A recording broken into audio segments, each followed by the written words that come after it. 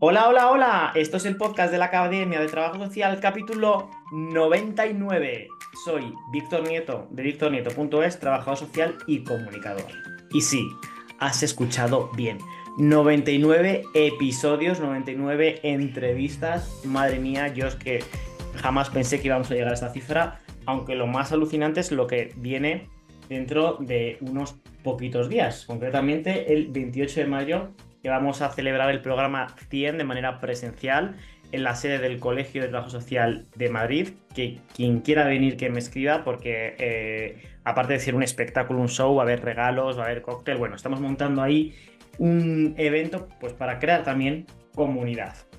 Así que, dicho esto, bienvenida y bienvenidos a este podcast que da a conocer la profesión en todos sus ámbitos.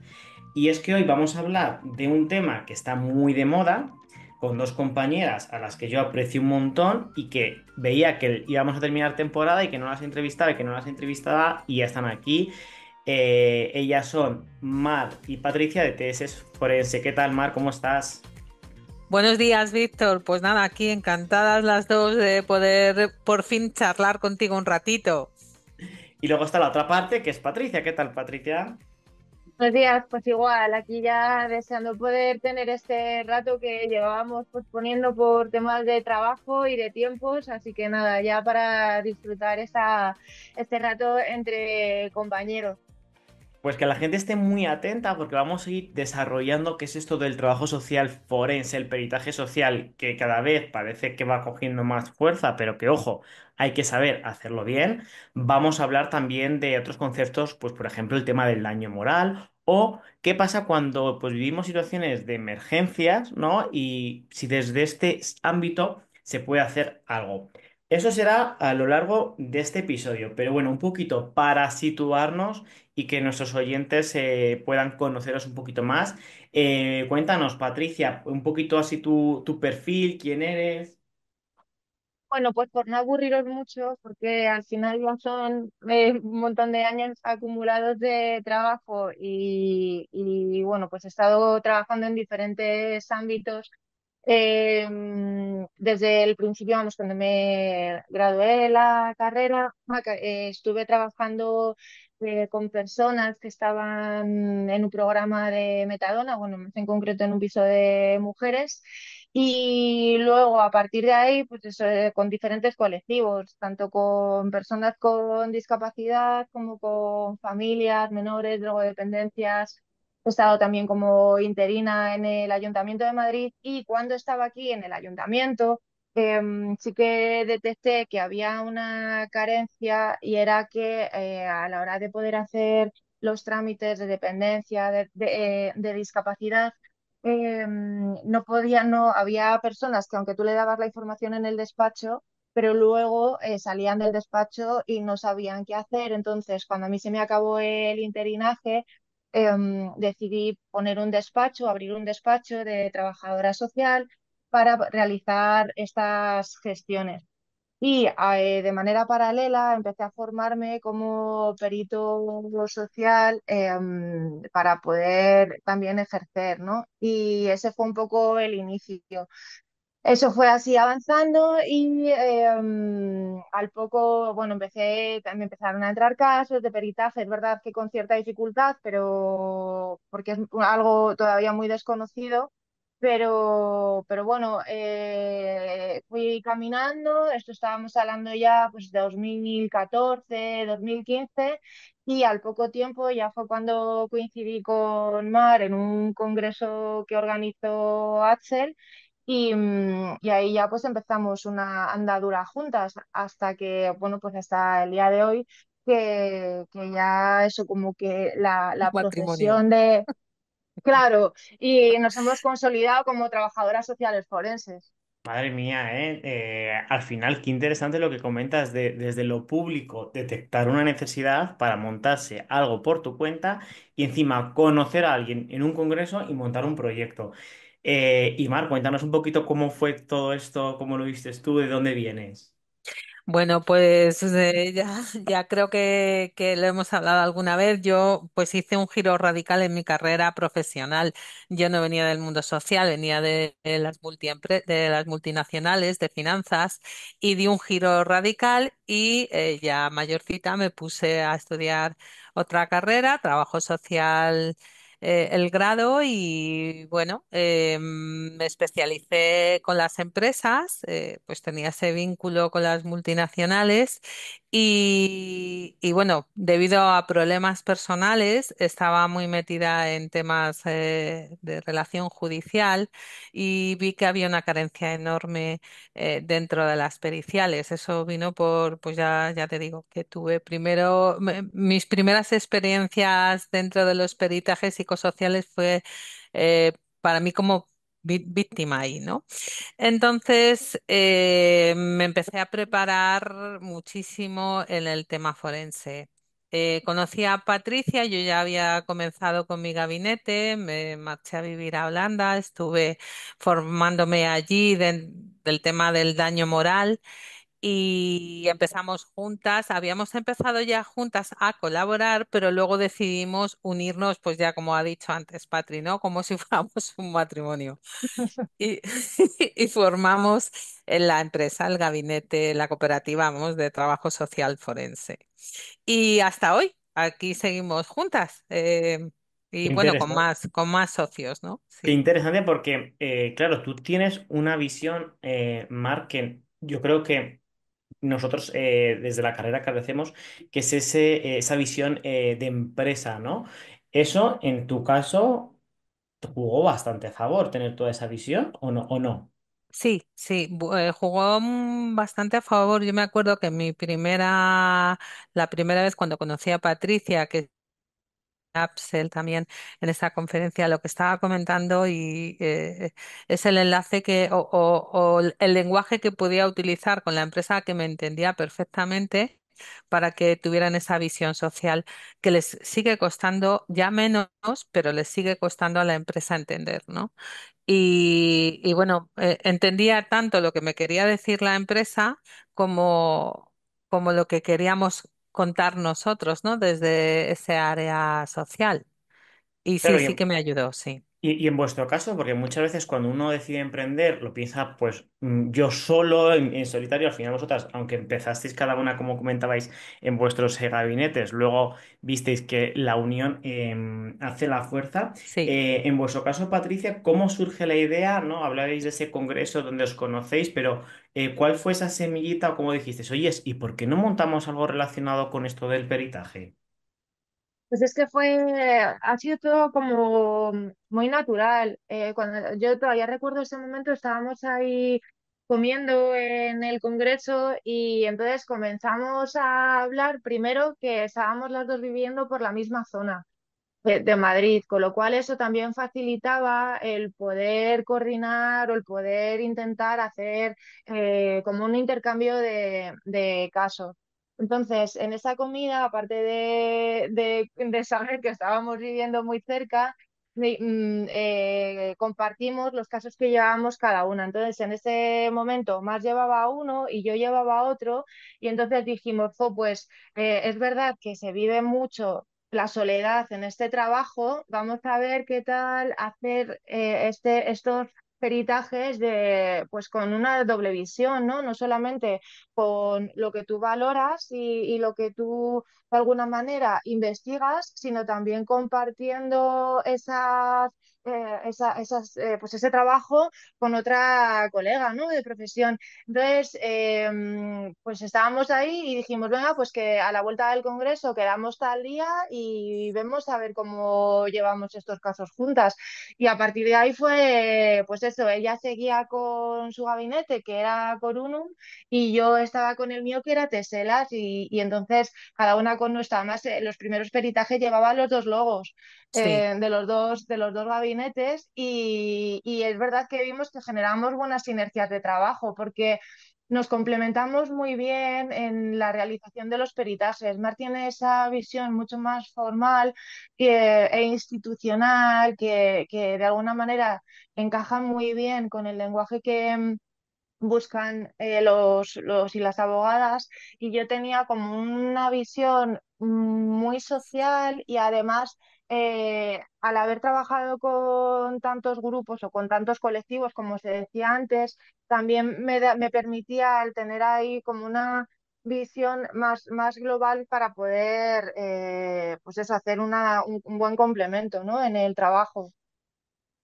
Qué interesante al final. Es difícil encontrar a una persona con la que compaginar, porque al final, Mar, ¿cuánto tiempo lleváis ya juntos? ¿Casi 10 años?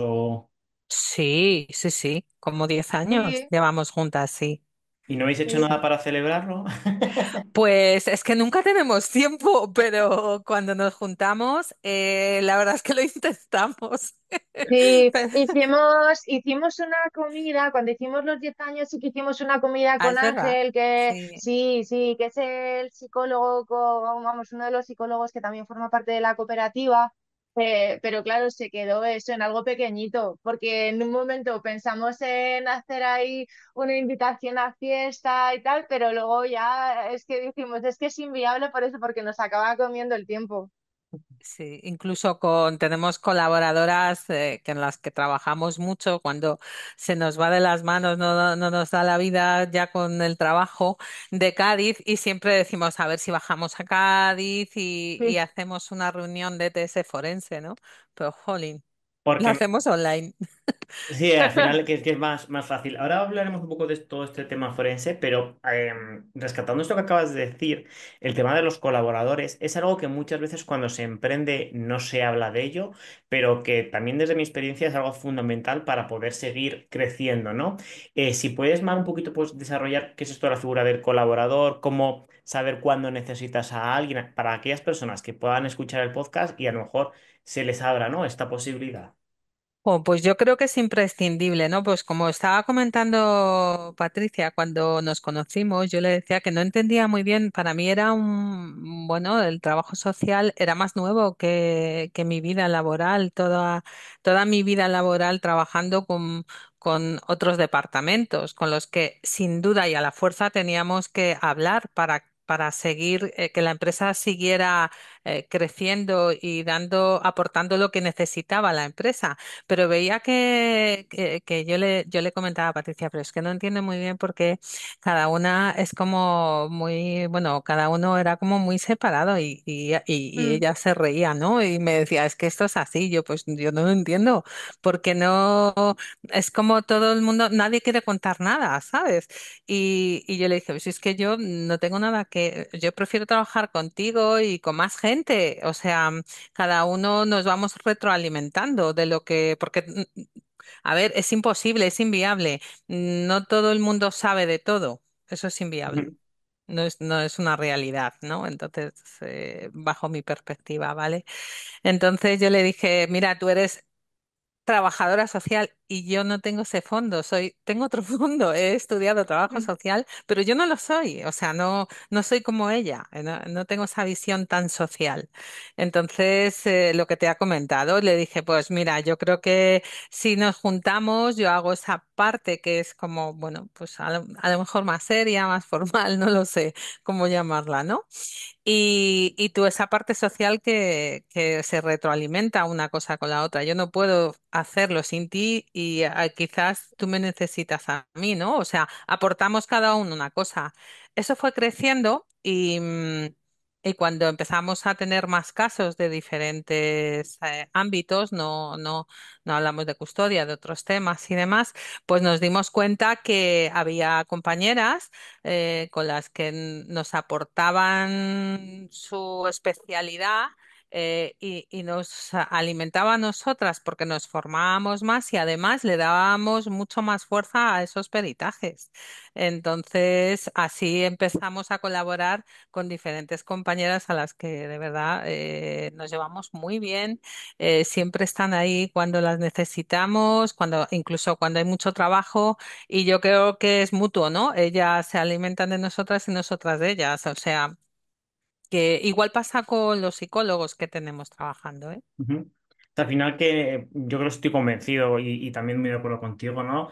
Lo importante de crear sinergias dentro de la profesión, porque al final, primero que nuestro conocimiento y nuestro tiempo es limitante y a veces necesitamos de esas otras personas que pues puedan hacer otras tareas o puedan darnos otra visión y así yo creo que es la manera de que nuestros proyectos crezcan. Así que yo también animo a aquellas personas que están emprendiendo en nuestra profesión que no se queden encorsetados en su proyecto, sino que vean cómo pueden crear esas sinergias y tener colaboradores.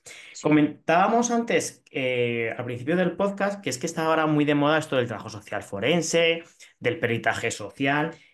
Vamos a ir hablando un poquito de esto, pero Patricia, te quería preguntar, ¿qué es esto del trabajo social forense, el peritaje social? Darnos así unas pinceladas para que las personas lo puedan entender.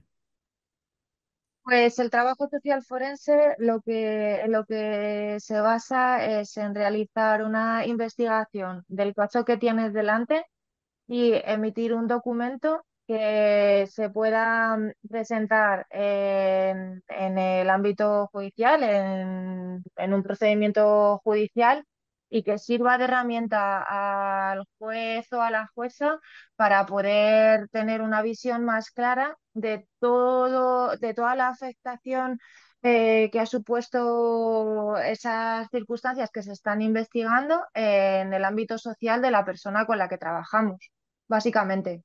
Sea que al final la calidad de cómo sea ese instrumento, no ese peritaje, puede influir en la vida de una persona porque el juez, sí, entiendo, ¿eh? Yo encuentro un peritaje hecho de aquella manera, puede que no me sirva y una persona pueda ir a la cárcel o pueda quedar en libertad, ¿no? O sea que es algo muy importante, algo muy serio. Claro, yo creo que por eso a lo mejor ahora sí que está viendo, como tú dices, ¿no? O sea, que está más de moda, pero ojo, la formación en peritaje forense yo creo que se lleva realizando desde el año 84 y a día de hoy todavía somos muy pocos. En el ámbito, o sea, a nivel público hay más, aunque mucho menos de los que hacen falta, pero en el ámbito privado estamos muy poquitos y me consta que ha habido muchísima gente que ha hecho la formación. Y hablando hace tiempo con el Colegio de Trabajo Social de Madrid, decían que si tú hacías esa formación y te apuntabas para participar o para pertenecer a estar en el listado de peritos, ¿no? Que se Ujú. aporta a los juzgados. Luego lo que no se podía hacer es que te llamasen y te entrara el miedo y dijeras, no, yo no quiero hacerlo o no puedo hacerlo. Entonces, es verdad que la responsabilidad que adquieres con este trabajo es pues muy amplia, muy grande, pero estamos capacitados, o sea, cuando hacemos esa formación, tenemos experiencia de trabajo, estamos capacitados, igual que otros expertos en su área, para poder elaborar estos peritajes del ámbito social y luego nosotras que ya lo hacemos de una manera, pues eso, mucho más especializada en el daño moral. En este caso, claro, comentabas que una manera de que te llamen es estar en estos listados que los colegios oficiales tienen, que tengo que decir, abro paréntesis, que algunos avanzan más que otros o tienen más movimientos que otros, pero luego está, claro, la otra parte de, puede, entiendo mal, que una de las partes os pueda contratar de manera privada.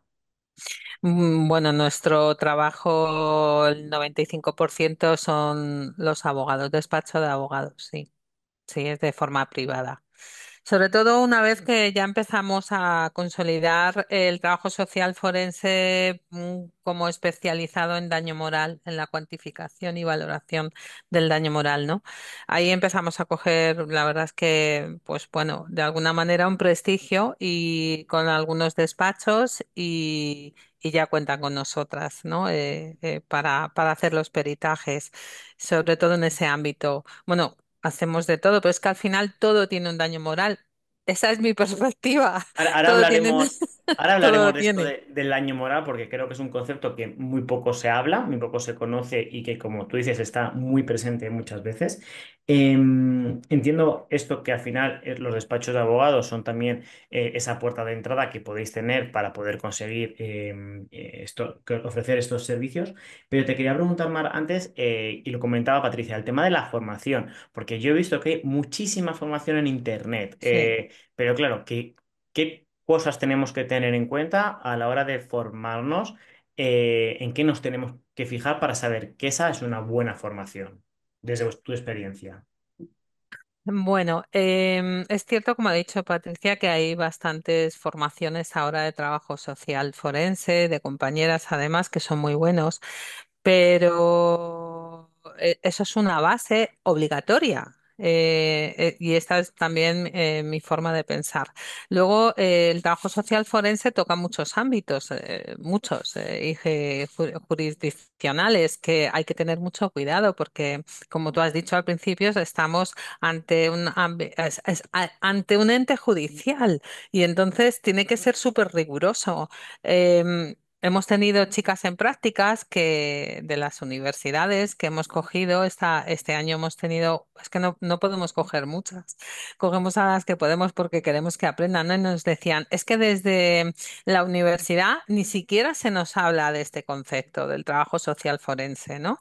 Ni qué es ni para qué sirve, y es muy triste. Entonces, luego especializarte en cada cosa, ¿no? Yo, esta chica la decía este año, es que luego, si tú quieres hablar de abusos sexuales infantiles, tienes que prepararte en abusos sexuales infantiles.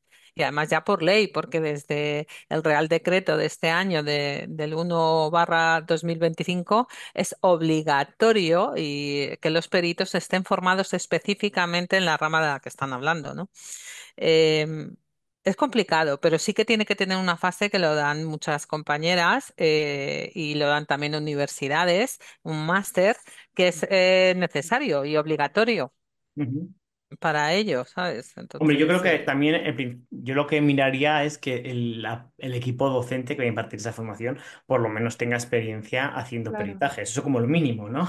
sí. Sí, sí, sí, por eso te decía que el máster y formaciones que dan compañeras están hablando de un mínimo ya de rigurosidad, hasta del propio del lenguaje y lo que está enfrentándose. Tuvimos un caso de una compañera que nos llamó porque, bueno, estaba de subcontratada para un juzgado. Bueno, sabes que hay juzgados, no en Madrid, bueno, o en otros sitios, da igual, Ujú.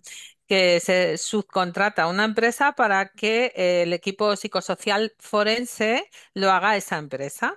Entonces ella hizo ese peritaje, era nueva, totalmente nueva, y bueno, pues tuvo el problema que le pusieron una demanda, una de las personas que había evaluado dentro de esa demanda.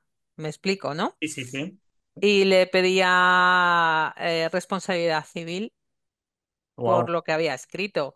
Claro, entonces hablando con ella dijimos que la podíamos ayudar y tal, dentro de lo que cabe, pero que tenía que tener mucho cuidado con lo que escribe y cómo lo escribe, porque lo primero que hace un perito es pues comprometerse a, a esa imparcialidad y a lo que está escribiendo, que tiene una responsabilidad civil y penal.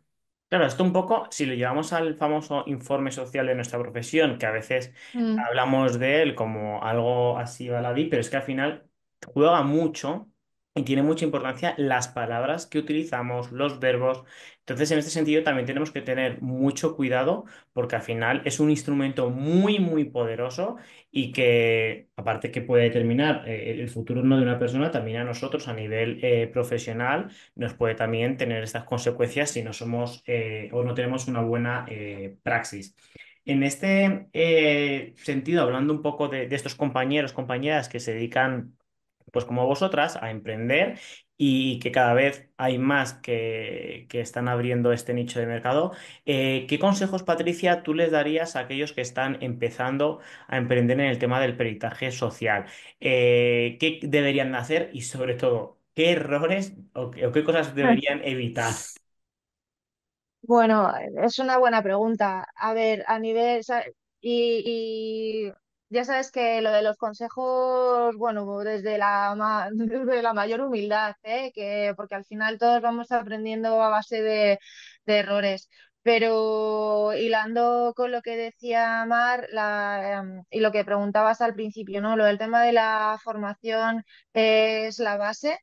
Esa formación no solamente tiene que estar orientada a lo que son la realización de los informes o con quién se trata, solo de los diferentes grupos, sino también hay que tener una formación muy específica, la redacción de los informes y luego en otra parte importante que es en la oralidad, en cómo, en la oratoria, en cómo nos expresamos, en cómo podemos ratificar nuestro informe, porque una cosa es lo que nosotros escribimos sobre papel.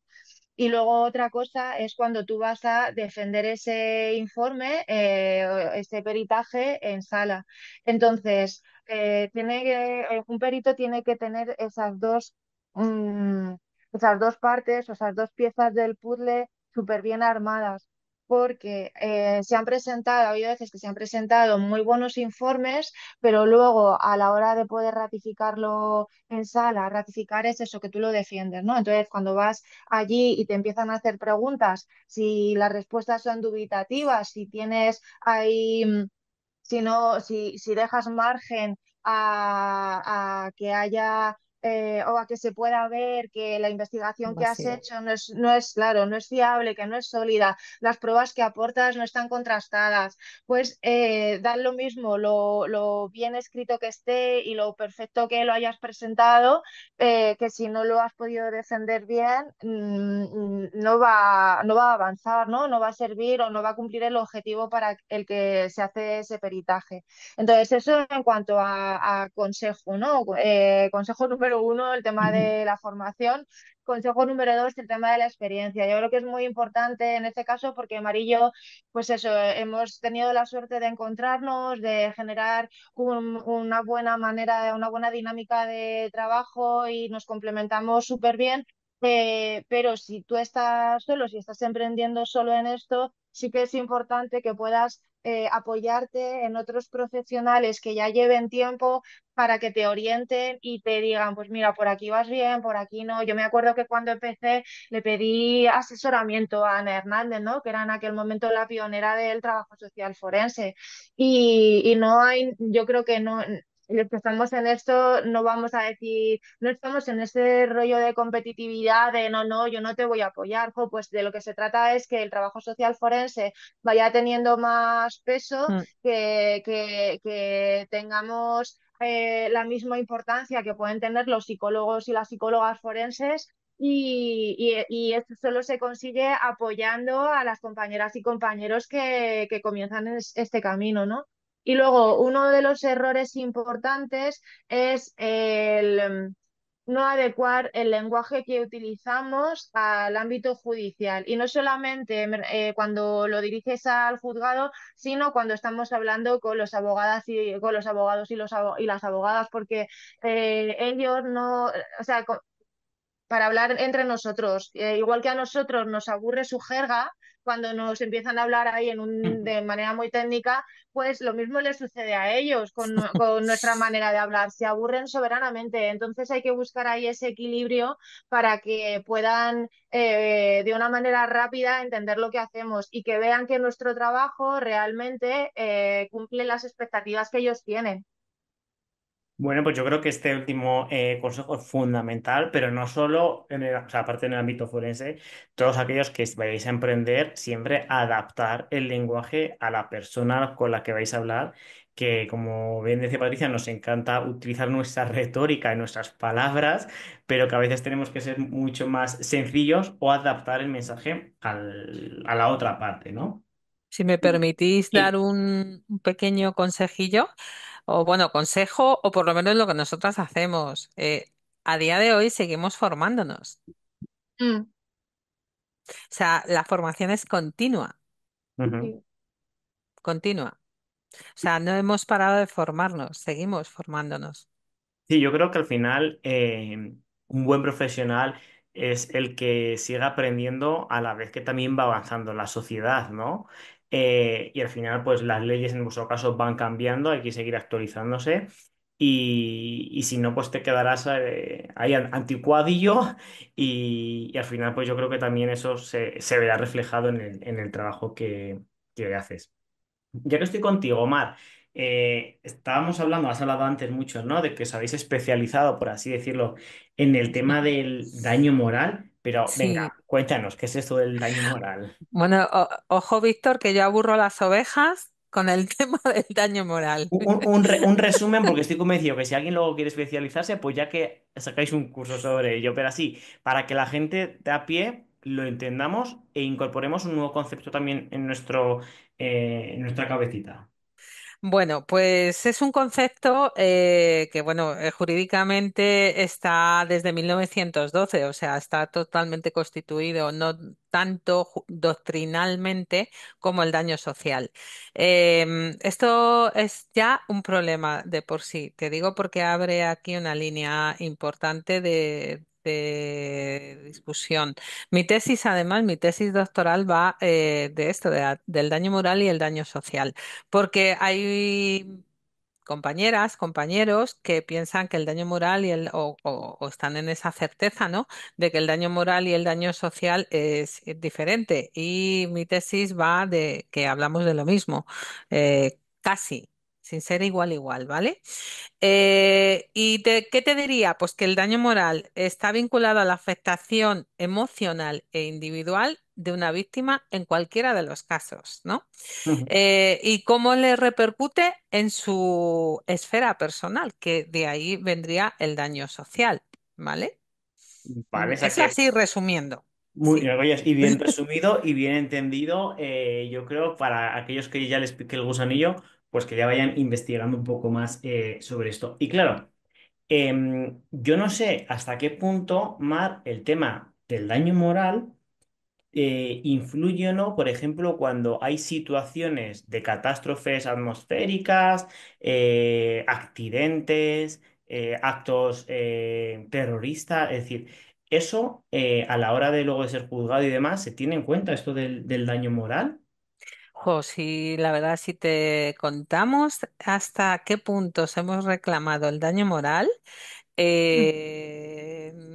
yo Fliparía. creo que sí. Mira, te voy a dar unas pinceladas, ¿no?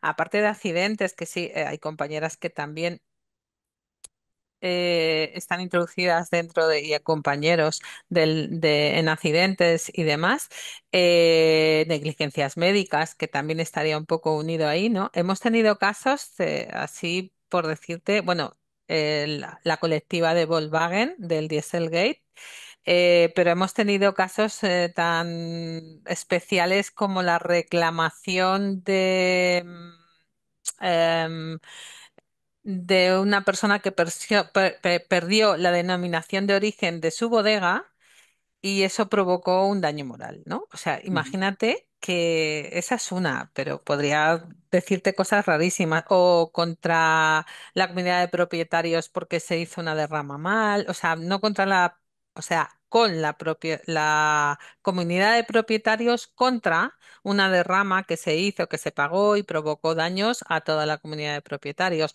o por impagos a las empresas porque sus clientes no le pagan y eso ha provocado una merma financiera con otras X de problemas.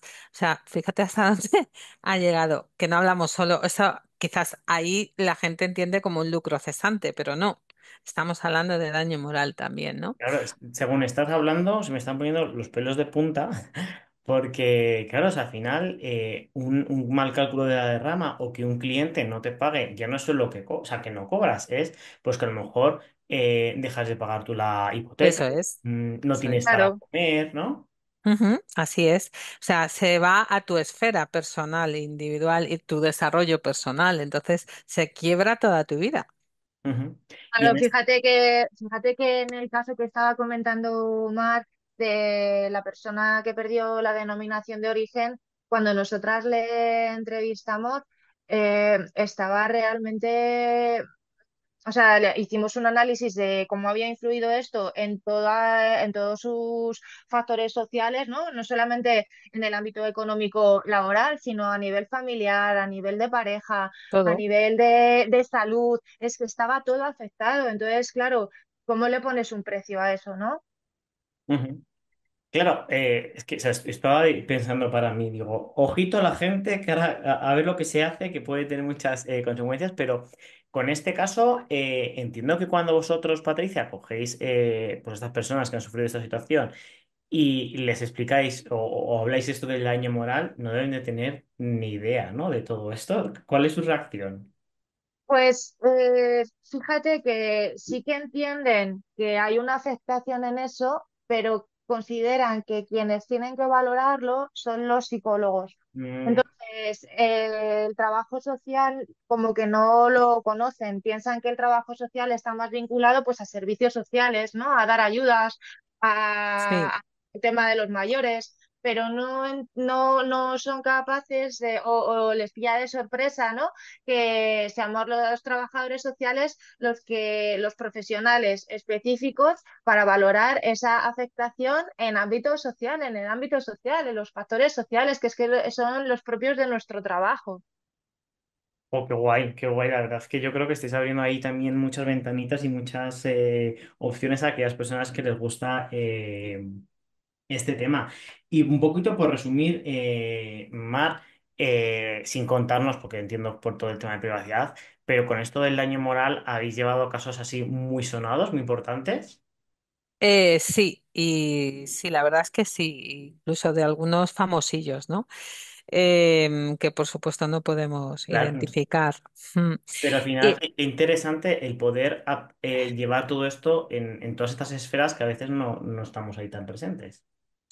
sí, bueno, sí que vamos, por ejemplo, el tema horrible, ¿no? De la desgracia de Valencia, pues también es otro de los caminos que llevaremos en breve, otro de los trabajos, ¿no?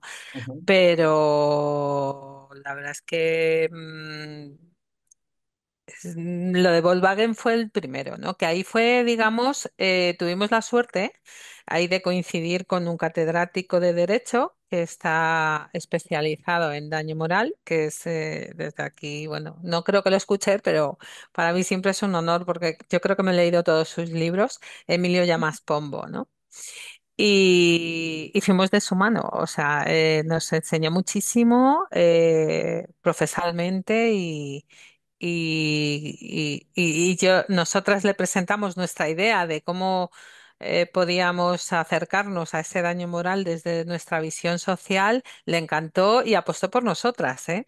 Mm. Yo creo que fue uno de los primeros, no el primero, pero sí uno de los primeros. qué guay, ¿no, Patri, cuando apuestan por lo que hacemos? Sí, desde luego, desde luego. O sea, nosotras es verdad que ha sido mucho pico pala, pero hemos tenido la suerte, también trabajada, ¿no? De poder enganchar bien o poder conectar bien con diferentes despachos de abogados que una vez que han visto cómo trabajamos les ha gustado y nos han seguido llamando de forma recurrente. Entonces, quieras que no, el que rompan una lanza por el trabajo que haces te anima a seguir haciéndolo bien. Al final el boca a boca, ¿no? Es la mejor publicidad Claro. que podemos tener. Yo tengo que decir a toda la gente que está escuchando el podcast que yo creo que también sois muy referentes en el ámbito del trabajo social forense y vuestro trabajo, vuestro esfuerzo otorga, ¿no? esa credibilidad que tenéis. Así que yo también os quiero transmitir porque desde la profesión se os ve, ¿no? Con esas gafas de, oh, es que en TS forense hay calidad y calidez también. Para finalizar con esta entrevista, me gustaría que cada una de vosotras hiciese una pequeña definición de qué es el trabajo social para vosotras, cómo lo entendéis. Así que no sé si alguna de las dos quiere empezar. Bueno, yo, como ya sabes, yo soy la seria, entonces yo el otro día que di una ponencia del tema este del daño moral y social en la Universidad de Chile, ¿no? Y empecé diciendo esto, que el trabajo social forense se ha consolidado como una disciplina clave y especializada en la comprensión integral del daño en el ámbito judicial, de cualquier tipo de daño. Y esa, ¿ves? Es mucho más seria que la que va a decir Patricia. A ver, vamos a escuchar a Patricia. A ver, yo, o sea, que me parece una buena pregunta, porque siempre tenemos la referencia de la definición que hace la FIS, ¿no? De lo que es el trabajo social, pero si lo llevo a mi terreno, al final, para mí, el trabajo social es una profesión que me permite poder ver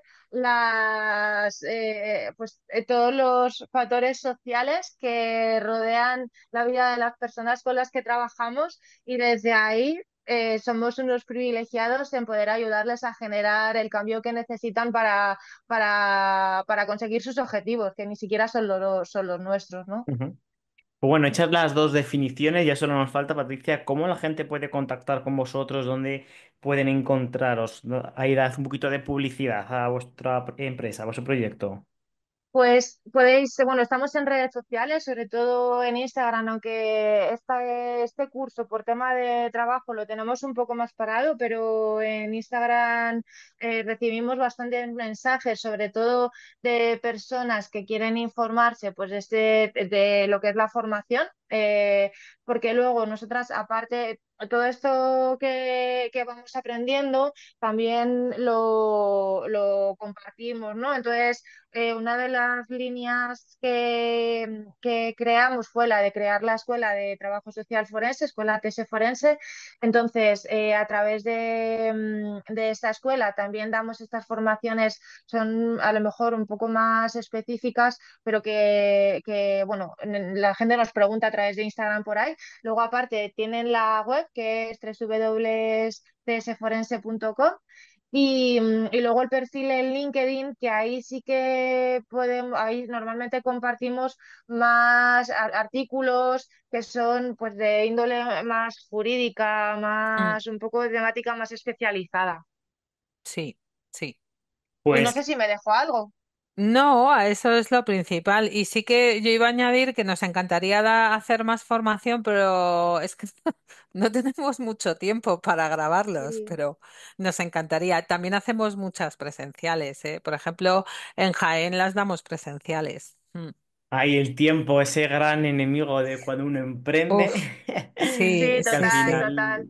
Yo tengo que decir que yo desde que utilizo la inteligencia artificial para algunas cosas, la verdad que aprovecho muchísimo, muchísimo más el tiempo. Pues compañeras, muchísimas gracias por haberos pasado por este podcast. Para mí ha sido un placer haber pues seguir escuchando, que ya sabéis que os tengo mucho, mucho cariño. Y pues bueno, seguiremos ahí atentos a todo eso que estáis haciendo, a todos esos trabajos, ¿no? que os van encomendando. Y gracias también por esa aportación que hacéis a la profesión, en este caso, pues enfocado a ese trabajo social forense y en específico a este tema del daño moral. Así que muchísimas gracias. Pues gracias a ti, Víctor, y como sabes, también te tenemos muchísimo cariño. Así que ahí estamos para cuando lo quieras o lo necesites o os apetezca. Muchas gracias, Rizos. Pues dicho esto, si a ti que estás escuchando este episodio te ha gustado, recuerda que puedes encontrar el resto de programas en la página web para que lo puedas escuchar todas las veces que necesites el resto de episodios.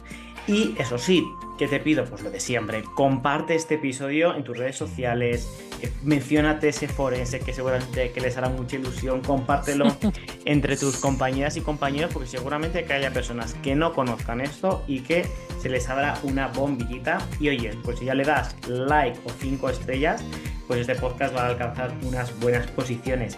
Y ya para finalizar, nos escuchamos o nos vemos presencialmente en el episodio número 100 y como siempre digo, sed muy felices amantes del trabajo social.